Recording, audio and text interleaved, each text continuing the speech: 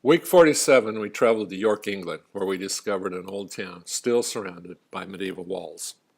York has a rich history. In AD 71, it was Aberrocum, a Roman provincial capital.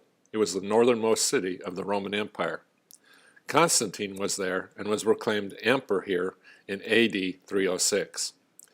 In the 5th century, as Rome was toppling, the Roman emperor sent a letter telling England that it was on its own, and York became the capital of the Anglo-Saxon kingdom of Northumbria. The city's first church was built here in 627, and the town became an early Christian center of learning. The pride of York is the York Minster, the largest Gothic church north of the Alps. It brilliantly shows that the High Middle Ages were far from dark. The word minster means an important church chartered with a mission to evangelize.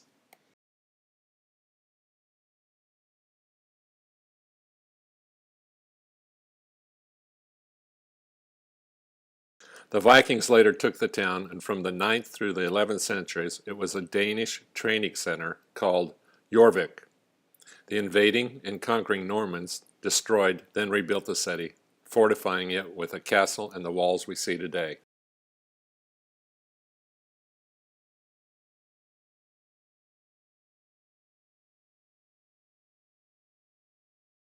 Had an enjoyable time walking the 3 miles of the castle wall around the city of York.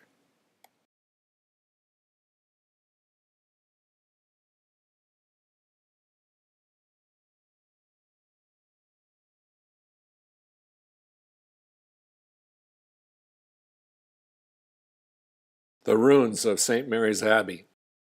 This abbey dates to the age of William the Conqueror, whose harsh politics, called the Harrowing of the North, consisted of massacres and destruction, including the burning of York's main church. His son Rufus, who tried to improve relations in the 11th century, established a great church here. The church became an abbey that thrived from the 13th century until the dissolution of the monasteries in the 16th century.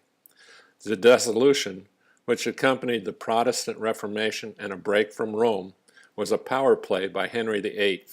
The king wanted much more than just a divorce. He wanted the land and riches of the monasteries.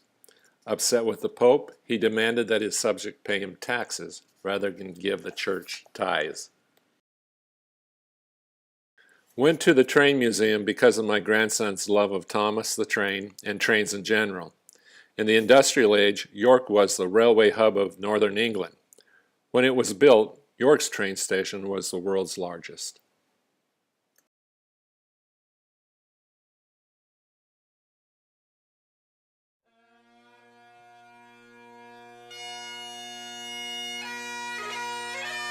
Edinburgh is a historical, cultural, and political capital of Scotland. For nearly 1,000 years, Scotland's kings, parliaments, writers, thinkers, and bankers have called Edinburgh home. Today, it remains Scotland's most sophisticated city. It's a place of stunning vistas, nestled among craggy bluffs and studded with prickly skylines of spires, towers, domes, and steeples. Culturally, Edinburgh has always been a place where lowland culture met Highland style.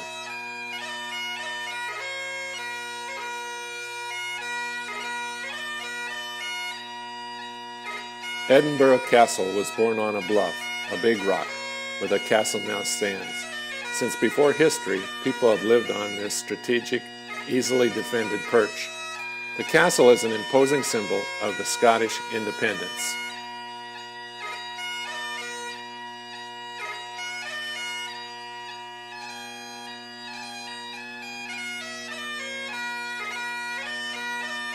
Crowds gather for the 1 o'clock gun blast, a tradition that gives ships in the bay something to set their navigation devices by. Before the gun, sailors would check their clocks with the help from the Nelson Monument. It had a time ball affixed to it, which would drop, but many times it was cloudy or foggy and they couldn't see it, so the cannon shot was instituted instead.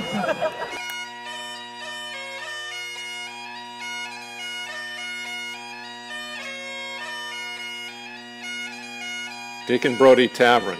Brodie, A pillar of the community by day, but a burglar at night, epitomized the divided personality of 1700 Edinburgh. In the 18th century, Robert Louis Stevenson, who was from Edinburgh, would capture the dichotomy of Edinburgh's rich and poor society in his strange case of Dr. Jekyll and Mr. Hyde.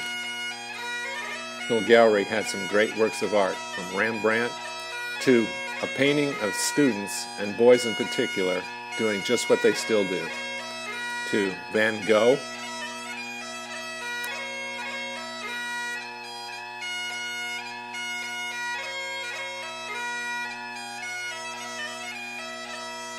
Monet, Degas,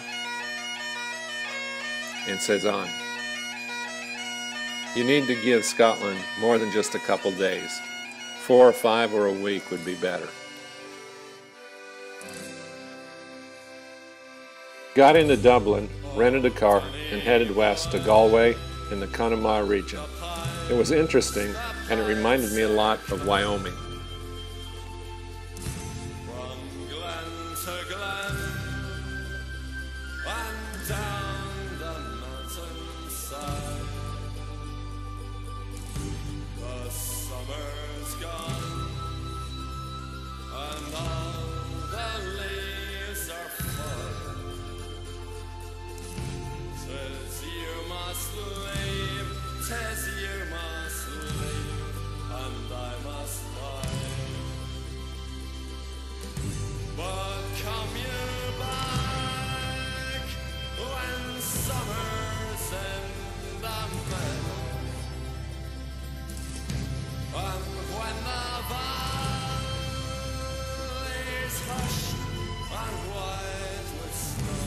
Cliffs of Moher is Ireland's most visited natural attraction.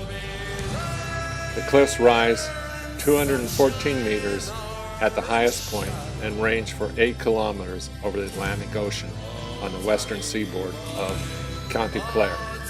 From the cliffs, one can see the Aryan Islands, Galway Bay, and many other sites.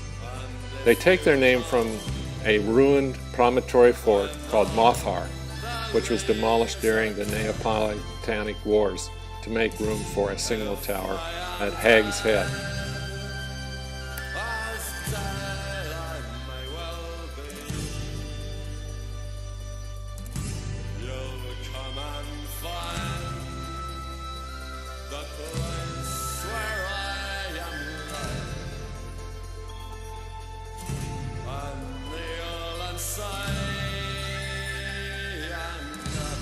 I needed to have given us about 3 or 4 more days in Ireland.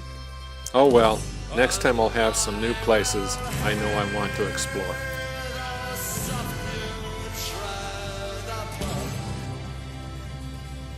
We finished the week at a Jewish galley in Florence with friends from over 7 different countries.